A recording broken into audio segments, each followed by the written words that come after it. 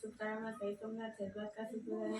આજે આપણે બનાવવાના છે તે આપણે રતાળુનું સેવડું બનાવવાના છે. તો તે કઈ રીતના બનાવવું હું તમને બતાવીશ. કેમ કે રામનવમીમાં શિવરાત્રીમાં પણ છે તે રતાળુનું તે ઘણું બધું મહત્વ છે. એટલા માટે થઈને આપણે છે તે રતાળુનો સેવડો બનાવશે. કેમ કે રામનવમી નજીક આવી રહી છે તો કેમ કે ત્યારે તે રતાળું છે તે ઘણા બધા ઉપયોગ કરતા હોય છે. તેને બાફીને ખાતા હોય છે, તેની વેફર બનાવતા હોય છે. તો તમે તો આ રીતના રતાળુનું સેવડો બનાવશે તો બટેકા અને કેળાનો સેવડાને ભૂલી જશે તેવો છે ત્યાં રતાળુનો સેવડો બનાવશે. તેથી કરીને જોવા માટે અમારી ચેનલને ન હોય તો સબસ્ક્રાઈબ કરી દેજો, લાઈક કરી દેજો, કોમેન્ટમાં બતાવજો તમને આ વિડીયો કેવો લાગે છે.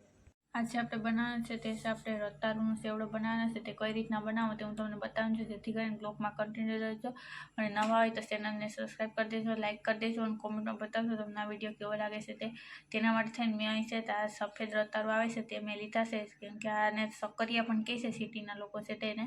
અને તેને છે આપણે બાફવાના છે. પહેલાં તો તેને આપણે પહેલાં બાફી નાખીએ પાણીમાં. અહીં મેં છે રતાળુને બાફી નાખ્યા છે. આ રીતના તમે જોઈ શકો છો. તેને આપણે આસાનીથી છે તો આ રીતના કટ થઈ જાય એવા આપણે બાફવાના છે. તેનાથી વધારે નથી બાફવાના. તો પછી તે આપણી છે સેવડો નહીં બને એટલા માટે થઈને તેને હવે આપણે આ રીતના આપણે છે તેની પહેલાં તો સાલ પાડી નાખવાની છે આ રીતે. કેમ કે આ સેવડો છે તે ફરાળી બને છે એટલા માટે થઈને તમે ચોક્કસ એક વખત ટ્રાય કરજો. ઉપવાસ હોય ત્યારે પણ તમે બનાવી શકો છો. અને આ રીતના આપણે છે તે પાડી લઈએ સાલ. તમે જોઈ શકો છો કે આ રીતના છે તેના ઉપરથી આપણે સાલ પાડવાના છે તે પાડી નાખી છે. હવે તેને આપણે છે તે કઈ રીતના કરવાનું છે હું તમને બતાવવાનું છે. જેથી કરીને તમે બ્લોગમાં કન્ટિન્યુ રહેજો. અને હવે તેને આપણે છે પહેલાં તો આપણે તેલ ગરમ થવા મૂકી દઈએ.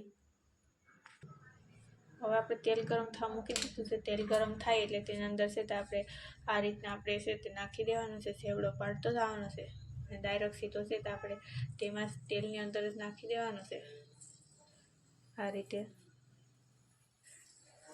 તે હવે ગેસની ફ્લેમ છે તો આપણે પહેલાં તો ફાસ્ટ કરી દઈએ. ગેસની ફ્લેમ છે તે પહેલાં આપણે ફાસ્ટ ના કરી દેવાય. કેમ કે તેલ વધી જાય, ગરમ થઈ જાય તો પછી છે તે આપણો સેવડો છે તે સારો નથી બનતો અને તે પોસો બને છે. એટલા માટે થઈને આપણે આ રીતના છે તો આપણે પાડી દેવાની છે વેફર. આ રીતના સેવડો પડી જશે એટલે આપણે જે બજારમાં મળે છે તેવો સેવડો બને છે. હવે તમે જોઈ શકો છો કે તેની અંદર મેં સેવડો પાડી નાખ્યો છે. તેલમાં જ આપણે પાડવાનો છે. હવે છે તેને આપણે તેને સળવા દેવાનો છે. જ્યાં સુધી તેમાં બબલ્સ આવેલા છે તે ના થાય ત્યાં સુધી આપણે તેને સળવા દેવાનો છે. એટલે છે તે આપણો સેવડો છે તે સડી જશે. અને આ સેવડો છે તે બજારમાં મળે છે તેવો સેવડો બની જશે. તેની મેળાએ જ આપણે તેને સળવા દેવાનું છે. વચ્ચે વચ્ચે હલાવવાનું નથી. સેવડો તળાય છે ત્યાં સુધીમાં આપણે છે તેની અંદર આપણે છાંટવા માટેનો મસાલો બનાવી દઈએ. તેના માટે મેં અહીં છે તે ખાંડ લીધી છે આ રીતના. તે બહુ નથી પીસેલી, ઓછકચીસ પીસેલી લીધી છે. હવે તેની અંદર આપણે છે તો નમક નાખવાનું છે. આ રીતે સ્વાદ મુજબ આપણે નમક નાખી દઈએ. આપણે બે જ વસ્તુ નાખવાની છે તેમાં, વધારે નથી નાખવાનું. કેમ કે રતાળું હોય છે તે મીઠા જ હોય છે એટલે આપણે મીઠો સેવડો બનાવવા માટે થઈને તેની અંદર આપણે છે તે ખાંડ છે તે ઓછી નાખવી પડે. હવે તેને આપણે આ રીતના સારી રીતના મિક્સ કરી લીધો છે. તમે જોઈ શકો છો કે આપણો સેવડો છે તે થઈ ગયો છે. તેને આપણે કાઢી લેવાનો છે આ રીતે. આ રીતે આપણે કાઢી લઈએ. તેને હવે આપણે એક પોતામાં કાઢી લેવાનો છે. કેમ કે કાઢશું પછી તે ઠંડો થશે ત્યાં સુધી આપણે ઠંડો થશે એટલે કડક થઈ જશે. હવે તમે જોઈ શકો છો કે મેં છે તેમાં આપણે પહેલાં તો આપણે સેવડો તળી નાખ્યો છે રતાળુનો. હવે તેની અંદર આપણે સિંગ કરવાની છે. કેમ કે બજાર સેવડો આપણે બનાવવાનો છે એટલા માટે થઈને આપણે સિંગ નાખવી જોઈએ. એટલા માટે થઈને પહેલાં તો આપણે સિંગને પણ હવે તળી નાખીએ. પછી તેમાં આપણે મસાલો કરશું. ત્યાં સુધી નથી કરવાનું. આપણે સિંગને આપણે તળવાની છે એટલા માટે. અને જે આપણે બજારમાં બટેકાનો સેવડો મળે છે અને કેળાનો હોય છે વેફરની, પણ આપણે છે તે આપણે આ રીતના તમે રતાળુનો સેવડો નહીં બનાવ્યો હોય, ક્યારે ખાધો પણ નહીં હોય તો તમે ચોક્કસ એક વખત બનાવજો અને ખાજો. કેમ કે આ સેવડો પણ બહુ ટેસ્ટી બને છે. અને આ સેવડો બનાવવામાં કંઈ તાજી વારી નથી લાગતી. જે બટેટાનો સેવડો બનાવવામાં હજી વાર લાગે છે, પણ આ સેવડો બનતા કંઈ વારી નથી લાગતી અને ફટાફટ બની જાય છે. અને જે બજારમાં મળે છે તેવો જ બને છે અને બાળકોનો ફેવરિટ પણ બનશે આ સેવડો.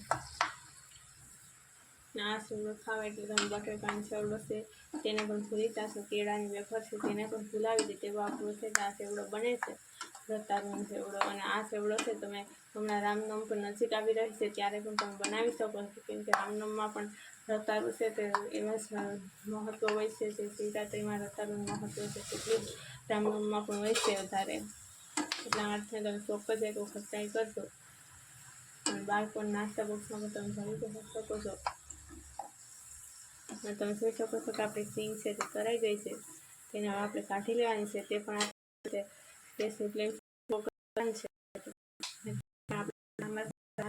આપણે સેવડો છે તે તરત આપણે નાખી દેવાનો, સેવડો બનાવ્યો છે તેમાં આ રીતે તેની અંદર સિંગ પણ નાખી દીધી છે. તમે જોઈ શકો છો આપણો સેવડો છે તે કડકડો બની ગયો છે. હવે તેની અંદર આપણે છે તે આપણે સાંટી દઈએ મસાલો, કેમ કે આમાં મેં નમક અને ખાંડ નાખી છે તે આપણે આ રીતના આપણે સાંટી દેવાની છે. અને લાલ મરચું પણ છાંટવાનું છે.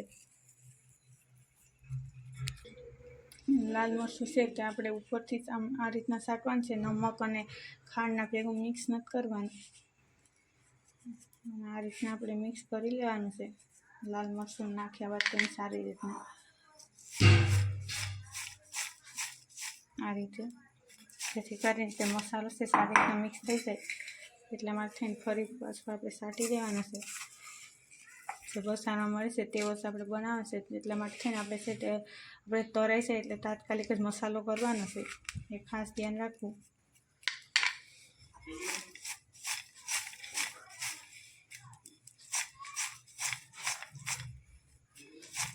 તમે જોઈ શકો છો કે આપણો સેવડો છે તે બનીને રેડી થઈ ગયો છે. કટ કરો સેવડો આપણો બન્યો છે. હું તમને બતાવું છું કટ કરીને કે કેવો બન્યો છે તે. આ રીતે તમે જોઈ શકો છો જે બજારમાં મળે છે તેવો જ આપણો સેવડો બની ગયો છે.